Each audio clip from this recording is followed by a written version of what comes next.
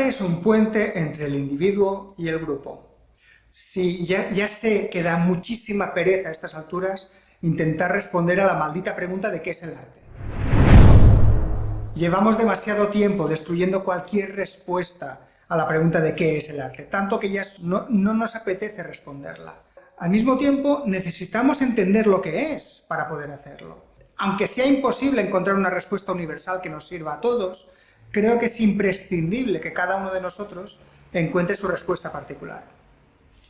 Y para mí, el arte es un puente entre el individuo y el grupo. El arte es lo que nos vincula entre nosotros, lo que nos da identidad, lo que nos recuerda quiénes somos y lo que nos permite imaginar quiénes queremos ser. Y la capacidad de atravesar ese puente es natural e innata. Es importantísimo recordarnos que el arte no es un invento de la historia, el arte no apareció en algún punto de nuestro pasado. El arte es anterior al Homo sapiens. Nuestra biología ha evolucionado con el arte ya presente desde el principio. Entonces, la capacidad de comprender y proyectar imágenes simbólicas del mundo es natural e innata. Y lo repito porque es algo que se nos ha olvidado y que nos hemos despistado bastante. Esa capacidad de ir y volver a través de ese puente es natural, pero lo que pasa en ese puente, la manera en que nos contamos las cosas que nos contamos, la forma de las cosas que nos contamos, todo eso puede variar mucho, ¿no? Y eso sí que va a variar mucho de un grupo a otro, y a eso lo llamamos cultura. De hecho, lo que diferencia a un grupo humano de otro no son tanto sus características físicas, de hecho no lo son, sino sus características culturales. Son las historias que se cuentan a sí mismos a través de mitos y leyendas, son las imágenes simbólicas que usan entre ellos en todo tipo de cosas, desde el vestuario hasta las imágenes con las que decoran sus casas, hasta la forma de sus templos, y también los rituales, las cosas que hacen juntos.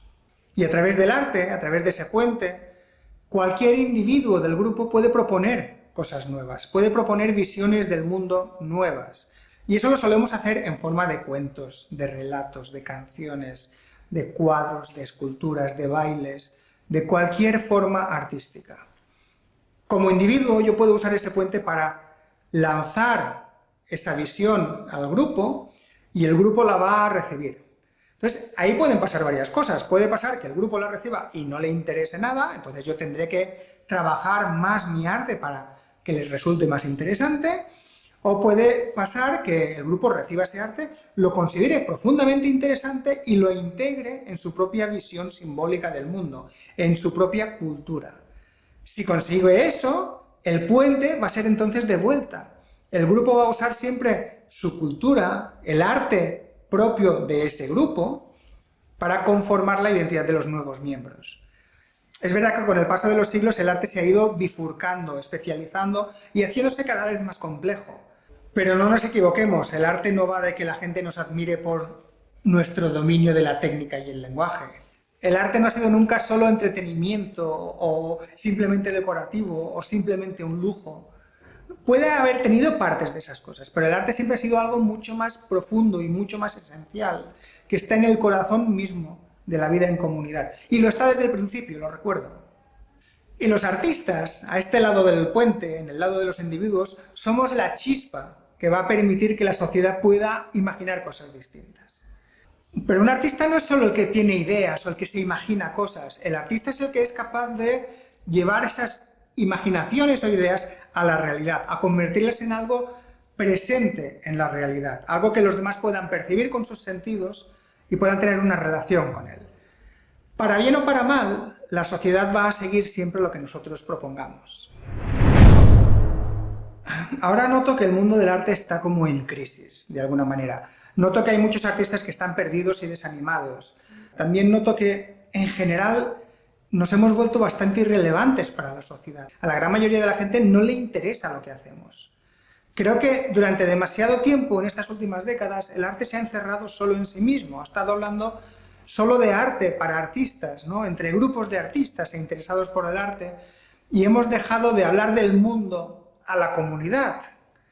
Y la gente, al no sentirse interpelada, simplemente ha dejado de escucharnos. Poco a poco, ese vínculo entre el artista, el individuo y el grupo se ha ido haciendo cada vez más débil. Creo que el problema más grave que tiene el arte contemporáneo, o la consecuencia más grave que ha provocado el arte contemporáneo, es precisamente la ruptura del diálogo natural entre el arte y la sociedad que lo genera. Y lo curioso es que parece que hay más instituciones culturales que nunca. Los gobiernos apoyan a los artistas y a la cultura. Hay museos públicos en todas partes. Casi cualquier institución tiene su pequeño o gran museo de arte contemporáneo, o de un teatro municipal, o millones de edificios dedicados a la cultura. Hay muchísima más educación artística de lo que ha habido nunca antes en la historia de la humanidad. O sea, años y años de formación académica en educación artística en las escuelas, con mayor o menor efectividad, pero la hay. Es como si nunca antes hubiéramos dedicado tanto esfuerzo a mantener las instituciones culturales, ¿no? El puente parece que tiene salud, hay artistas creando y hay de vez en cuando algún espectador que mira algo, hay muchísimas instituciones ayudando, o sea, todo debería funcionar, pero no funciona. No es como si el puente estuviera ahí, ¿no? Grande y magnífico, de hormigón reforzado, ¿no? Sólido como nunca, pero que nadie lo estuviera cruzando. Si nos fijamos, el arte contemporáneo se ha vuelto totalmente irrelevante en los últimos años. Es casi imposible nombrar una obra de arte que haya tenido un impacto en lo popular, más allá del plátano pegado en la pared con cinta americana, y ya. El arte era, como mínimo, era provocador hace 15 años. Y el problema es que cuando el arte deja de funcionar, cuando ese puente se bloquea, las consecuencias son para todos. Es verdad que los artistas estamos perdidos y desanimados. Y a ver, una cosa, ya sé que tradicionalmente los artistas tenemos famas de melancólicos, y seguramente sea así, pero antes al menos vendíamos la idea de que el arte era la curación a nuestra melancolía. El arte era lo que sanaba nuestra relación enfermiza con el mundo, pero ahora lo que me estoy encontrando es que muchos artistas tienen una relación difícil precisamente con el arte. El arte es la fuente de su frustración. Pero también lo estamos viendo en la sociedad. Si decimos que el arte es lo que da cohesión al grupo y que un grupo se identifica entre sí a través de sus propuestas culturales, yo creo que estamos ante claras visiones de crisis de identidad, individuales y colectivas. Nos cuesta saber quiénes somos. No tenemos claro cuál es nuestro centro, ¿no? ¿Qué es lo que conforma nuestra identidad? Por eso creo que desgraciadamente estamos volviendo al punto a veces en que hay gente que ya no busca la identidad propia en rasgos culturales, sino una vez más en rasgos físicos. También vemos que la sociedad se está volviendo cada vez más cínica, con una visión más pesimista del mundo. Es como si hubiéramos dejado de ver lo bello que hay en el mundo y lo bueno que nos rodea. Y eso es trabajo de los artistas. Señalar la belleza ha sido siempre una de nuestras funciones tradicionales. Y seguramente una de las cosas que más me preocupa es ver la desesperanza que crece también a nuestro alrededor. Otra de nuestras funciones siempre había sido imaginar futuros mejores.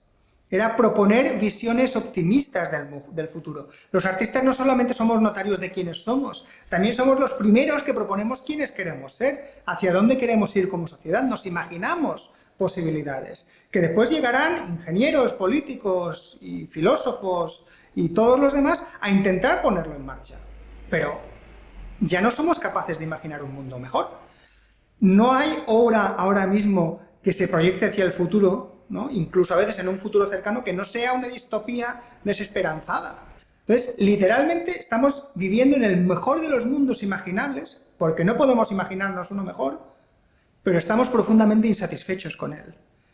Y yo estoy convencido de que eso es responsabilidad nuestra. Los artistas somos los encargados de señalar la belleza y la bondad del mundo, y además de imaginar todavía mundos mejores. Y creo que esta parálisis y esta crisis del arte tiene que ver con un agotamiento de un sistema. El arte contemporáneo se alió demasiado pronto con los poderes institucionales. Ya llevamos demasiadas décadas en donde un arte que se supone que tiene que ser revolucionario y rompedor está aliado con gobiernos y bancos. Y esa contradicción interna que tiene es tan grave que ha llegado a bloquearlo. El arte contemporáneo cada vez es más institucional y ha dejado de dialogar sinceramente con el público. Ha dejado de ser popular. Y lo peor de todo es que hasta el público se ha acostumbrado a eso. Y hemos delegado eso en concejales y expertos y en gente que ha estudiado Bellas Artes. Como si necesitáramos que esa gente nos explicara qué debemos sentir cuando vemos un cuadro o escuchamos una música. Y eso sirve tanto para las instituciones de arte contemporáneo como los museos, en donde todo está lleno de paneles con palabras que te explican cómo debes sentirte ante la obra, cómo debes interpretarla, o guías que también te dan la matraca todo el tiempo. Pero es que eso lo hemos llevado también incluso al arte popular. Cada vez me preocupa más que en YouTube haya tantos vídeos de gente explicando películas, por ejemplo, ¿no? La película es una cosa que deberíamos experimentar por nosotros mismos. No podemos delegar el gusto, el juicio, la experiencia estética. O sea, a mí no me sirve de nada que otro se lea un libro por mí. Necesito leerlo yo. Pero en cuestión de artes visuales estamos dejando que las instituciones nos lean los libros. Y está lleno de museos que están vacíos siempre porque la gente no va. Y además con motivo, porque no le interesa nada lo que hacen allí. Todos nos hemos creído la mentira de que el arte es complicado, de que el arte necesita ser explicado, cuando no es verdad. El arte no necesita ser explicado, el arte es lo que explica el mundo. Estamos en esta situación en donde el puente está ahí, está entero y está sólido, pero ya no sirve, no está siendo transitado por nadie. Y se presentan dos posibilidades. Una es que esto sea una crisis temporal. Es decir, que el arte contemporáneo esté pasando por un mal momento, digamos, o que esté sufriendo de una enfermedad, pero que se pueda curar, ¿no? Que se pueda solucionar. Que de alguna manera el arte contemporáneo, o el modelo del arte contemporáneo, sea capaz de seducir de nuevo al público y volverse a hacer popular y volver a dialogar con la sociedad. Y que ese puente que ha estado vacío, ¿no?, vuelva a ser transitado. Esa es una posibilidad, pero a mí no me parece la más probable. Yo creo que es más grave que eso. Yo creo que, en realidad, el modelo del arte contemporáneo no está enfermo. Yo creo que está muerto. Y además creo que murió hace ya tiempo. Es decir, yo creo que es imposible saberlo de verdad, ¿no? Solamente lo sabrán los historiadores del futuro. Y yo estoy convencido de que los historiadores del futuro pondrán el fin del arte contemporáneo en nuestro pasado. Y si tuviera que apostar, yo apostaría por 2008. Pero yo creo que este modelo ya terminó. Y además, la irrupción de las inteligencias artificiales generativas no están sugiriendo que las cosas puedan volver a donde estaban. Yo creo que la IA además está sugiriendo un cambio radical. Tenemos que empezar a plantearnos que no estamos ante un cambio de estilo, sino que estamos realmente ante un cambio de época artística. El arte del futuro no se va a parecer en nada al arte contemporáneo, de la misma manera que el plátano pegado a la pared con cinta americana no se parece en nada a un cuadro maravilloso de Ingres, ¿no?, de principios del siglo XIX. Si realmente el arte contemporáneo ha muerto, tenemos dos opciones. Podemos ser los últimos de Filipinas, ¿no?, la heroica retaguardia que mantiene el último bastión, ¿no?, en un último suspiro, ¿no?, ante una guerra perdida, que me parece bien, o sea, me parece una buena opción. O la otra opción es ser aventureros de tierras desconocidas, o sea, los que nos lanzamos al desierto a ver qué va a ser lo siguiente, a intentar explorar cosas nuevas. En realidad no creo que sean incompatibles las dos opciones, yo creo que pueden coexistir y creo que está bien que haya unos artistas que sean de verdad los héroes de Filipinas, porque van a conseguir cosas muy, muy interesantes, y que otros artistas seamos los exploradores de tierras desconocidas. No hay conflicto entre las dos opciones, pero sí que cada uno de nosotros debe tomar una postura. Y yo te confieso que a mí me apetece muchísimo más la segunda que la primera. Y el gran reto es cómo se construye una alternativa al arte contemporáneo. Cómo se rompe con lo que hizo de la ruptura su bandera. Cómo nos rebelamos contra lo que ha hecho de la subversión la esencia misma de su arte. ¿No? Combatir el arte contemporáneo, cuestionarlo, derrumbarlo, exponerlo ante sus contradicciones, ¿todo eso no sería en sí mismo un acto profundamente contemporáneo? Precisamente intentar romper contra este modelo del arte contemporáneo puede ser el acto más contemporáneo de todos los que podamos hacer. Por eso no puede ser el camino. Realmente tenemos que encontrar un camino que sea profundamente alternativo. Yo te confieso que yo en los 90 sí que era bastante combativo contra el arte contemporáneo y creo que la batalla tenía sentido en aquel momento. Creo que había que ponerlo en cuestión realmente y tratar de sanarlo antes de que muriera, ¿no? Pero si realmente el arte contemporáneo ha muerto, ese combate ya no tiene sentido. Es de muy mal gusto apalear a un muerto. A los cadáveres no se les pega. Y el arte contemporáneo, creo que ya es un cadáver. No debemos establecer una relación de discusión con él. Lo mejor que podemos hacer es dejarlo tranquilamente, abandonarlo tranquilamente en sus grandes mausoleos de hormigón armado y continuar. Dejemos atrás todo lo que es propio de ese arte contemporáneo. Dejemos atrás la ruptura por la ruptura y cuestionar todo lo establecido y estar atados a instituciones estériles que ya no funcionan. No busquemos más la novedad constante y vayamos otra vez hacia lo que no cambia, a lo que ha sido siempre el arte. No me refiero a volver a un arte tradicionalista o volver a una visión inicial del arte, no. Me refiero a que en vez de buscar lo que siempre cambia, que ha sido la esencia del arte contemporáneo, y ojo, que no me parece mal esa opción, me parece que ha sido muy buena, ¿no? Pero creo que está agotada. Entonces, la alternativa ya no es buscar la novedad constante, la ruptura, la manera de hacer las cosas distintas. Creo que la alternativa a eso es buscar lo constante, volver a la función eterna, casi podríamos decir, ¿no?, que ha cumplido el arte. Creo que también es importante que dejemos de centrarnos solo en nosotros mismos. El arte ha estado hablando de los artistas y del arte durante demasiado tiempo. Creo que vale la pena volver a mirar al mundo. El mundo sigue siendo fascinante. La realidad no ha perdido ni un milímetro de la capacidad de asombro que tiene desde el principio. Basta con que nos detengamos y la volvamos a observar para que empiece a hablar otra vez. Contamos también con nuestra capacidad innata y natural de dotar al mundo de significado simbólico. Aprovechemos eso. Hemos desconfiado de esa capacidad durante demasiado tiempo. Y también contamos con milenios de tradición artística que nos dan millones de posibilidades en técnica y en lenguaje. Ninguna otra generación en la historia del mundo ha tenido un conocimiento tan grande sobre el arte de sus antepasados como el que tenemos nosotros. Y en ese aprender del pasado no descartemos el arte contemporáneo. También veo reacciones de artistas que simplemente están dando un portazo a todo el arte de vanguardia del siglo XX. No nos olvidemos que el arte contemporáneo ha sido seguramente el mayor momento de exploración formal que ha tenido la humanidad en cuestión del lenguaje artístico. O sea, de ahí podemos sacar muchísimas enseñanzas. Creo que el arte contemporáneo ha naufragado, es cierto, pero había muchas cosas válidas. Creo que podemos recuperar muchos de los restos del naufragio para construir algo útil. A corto plazo, el desafío más grande que tenemos por delante es volver a conectar con la sociedad. Lo más grave que tenemos ahora mismo es esa desconexión. Hemos generado demasiado desinterés en el público y ya no quiere saber nada de nosotros.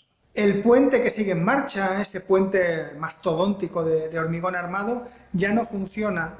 No tendremos fuerza para derrumbarlo, no vamos a ser capaces de hacerlo y no sabemos cuánto tiempo más va a seguir ahí. No podemos esperar a que se derrumbe solo. Posiblemente las instituciones culturales actuales sobrevivan todavía unas décadas. No podemos perder el tiempo.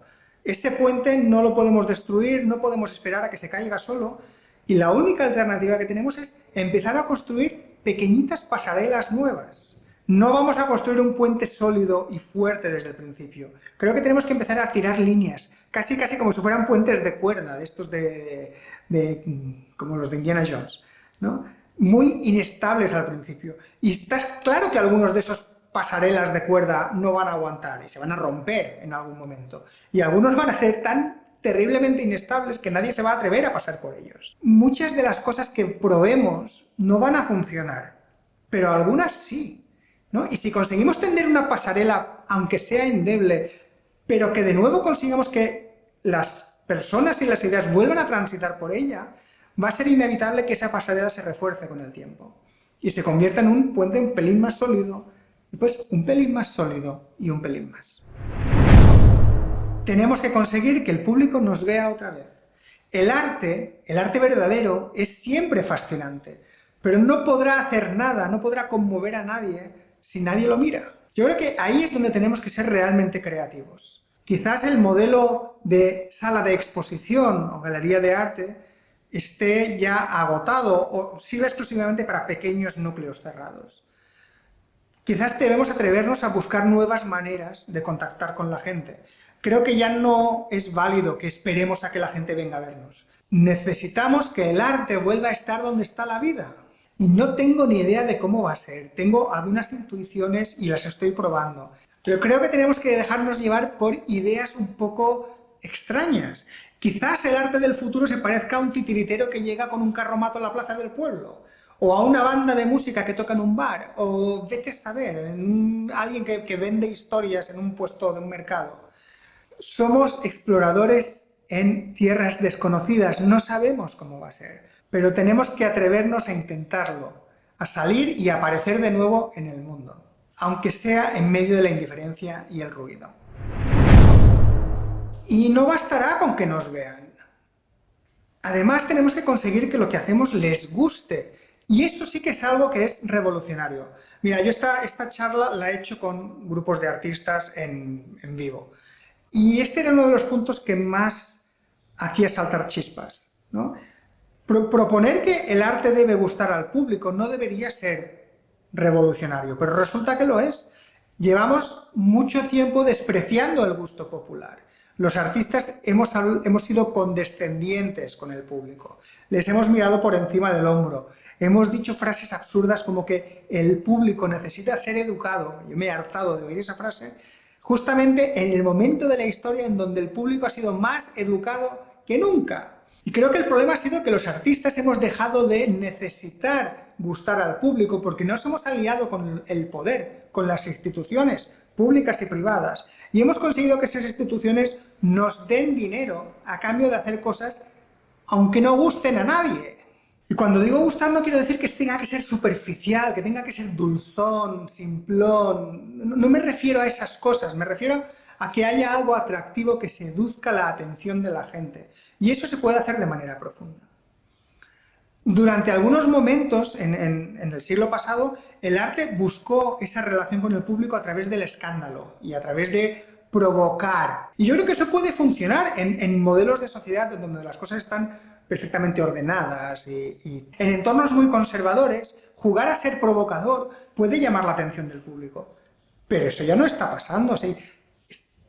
Seguir provocando, seguir molestando a la gente, ya no está llamando esa atención. Simplemente ponen los ojos en blanco y miran hacia otro lado, hartos una vez más de nosotros. Es imprescindible que volvamos a ser agradables y seductores. Profundamente, podemos cuestionar, podemos seducir desde sentimientos profundos, incluso desde visiones tristes si queremos. El drama puede ser bello. Y para eso tenemos que hacer un esfuerzo de introspección y tenemos que buscar por qué a nosotros nos gusta el arte. Los artistas, aunque estemos perdidos y desanimados, somos personas que hemos decidido consagrar nuestra vida o buena parte de ella al arte. Y eso será por algo, ¿no? Busquemos en nuestro pasado. Yo creo que muchas veces son cosas que pasaron en nuestra infancia, en nuestra niñez. Y creo que en muchos casos nacieron de la fascinación. Reconectemos con esa sensación. Y aquí hay una cosa que me parece importante, y es que la fascinación tiene que ver con la mirada infantil, tiene que ver con la capacidad de asombro. Los niños no están tan preocupados en qué visión dan de sí mismos al mundo. Están con los ojos abiertos contemplando el mundo. Y decidimos ser artistas. Y decidimos dedicar nuestra adolescencia a dominar la técnica y el lenguaje. La mirada adolescente no tiene nada que ver con la mirada del niño. La mirada adolescente sí que está mucho más preocupada con qué proyección del yo doy hacia el mundo, ¿no? ¿Qué imagen estoy proyectando yo hacia los demás? Y muchas veces la capacidad de asombro se pierde bastante y nos volvemos un poquito más sarcásticos, un poquito más así, ¿no? Y nos empezamos a obsesionar con cosas que en realidad eran secundarias. Es inevitable que eso pase y no creo que haya que evitarlo, ¿no? Pero sí que tenemos que recordarnos a nosotros mismos que nos hicimos artistas seguramente no porque nos gustara la distribución de las masas en las poses, ¿no? Eso es una obsesión adolescente. Yo creo que nos interesó el arte porque vimos a un mono montado a caballo, ¿no? Estoy hablando de mí, en este caso. Buscar las experiencias personales que nos hicieron conectar seguramente nos va a hacer entender exactamente qué es lo que puede hacer conectar a la gente con el arte. Y un detalle que yo creo que nos puede ser muy útil es que el arte contemporáneo ha buscado muchas veces las esencias. Buscó quitar lo superfluo y quedarse con las esencias. Y yo creo que tiene algo de valioso, creo que hay aprendizajes ahí, pero en realidad creo que las experiencias estéticas que hemos tenido nosotros, de verdad, con obras de arte, no tienen que ver con esas esencias puras, tienen que ver precisamente con detalles.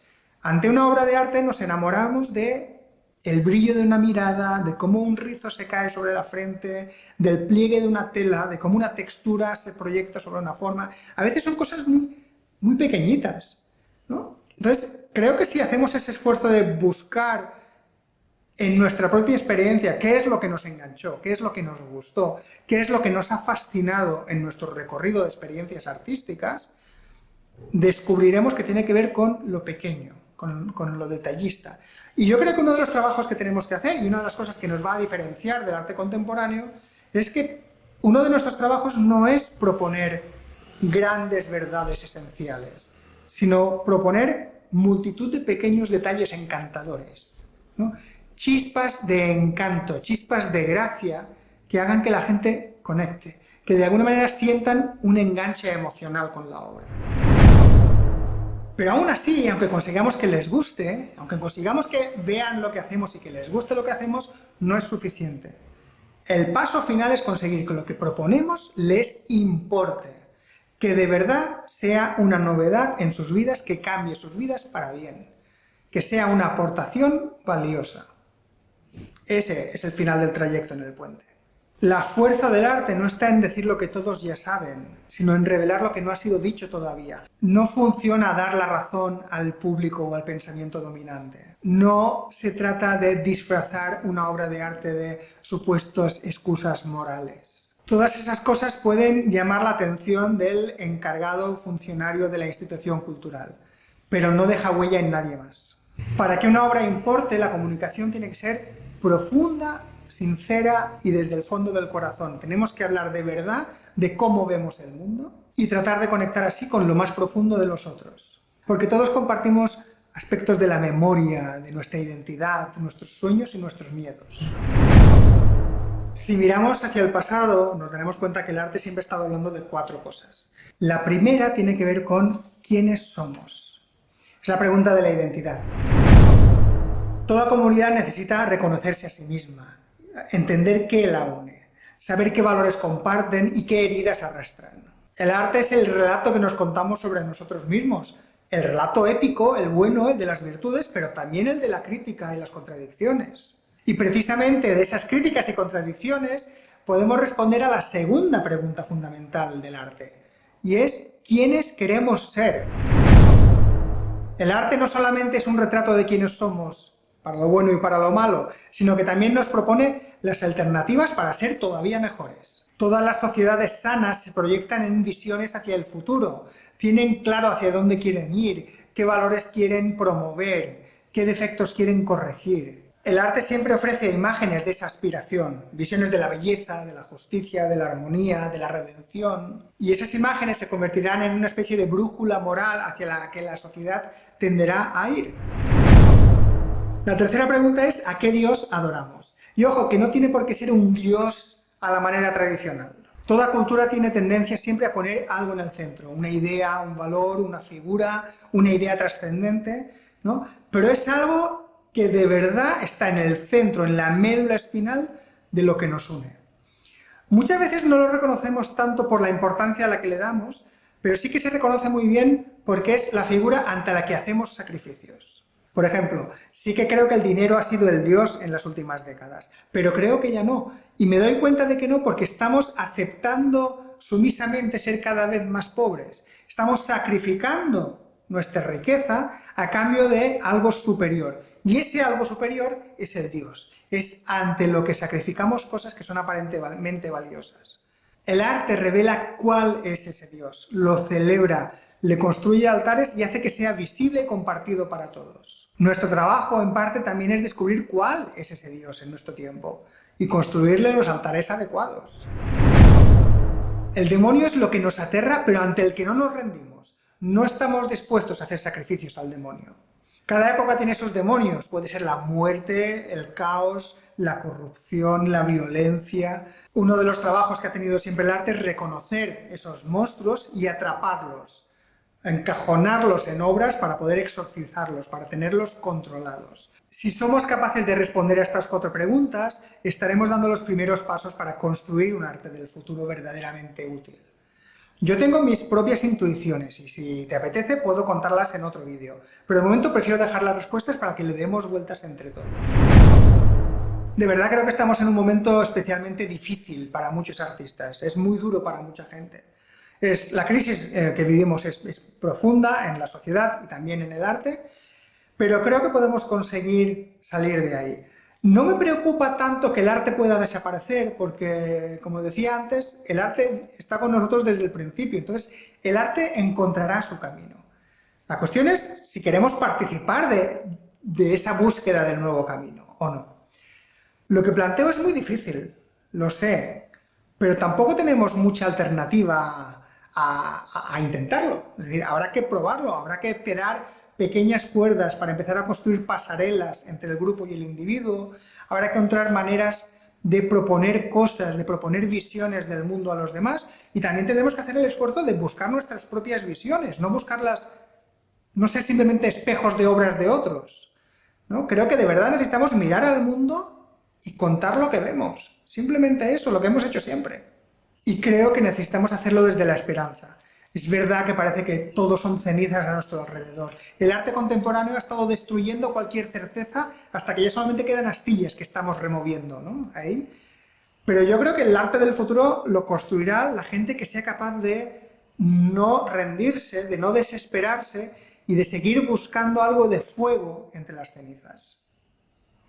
Te propongo que lo hagamos juntos, que cada uno de nosotros esté probando cosas distintas y que las compartamos. Por suerte, también vivimos en un momento en donde la comunicación es más fácil que nunca. Aprovechemos todas estas tecnologías, aprovechemos todas las oportunidades que tenemos para intentar construir un arte del futuro.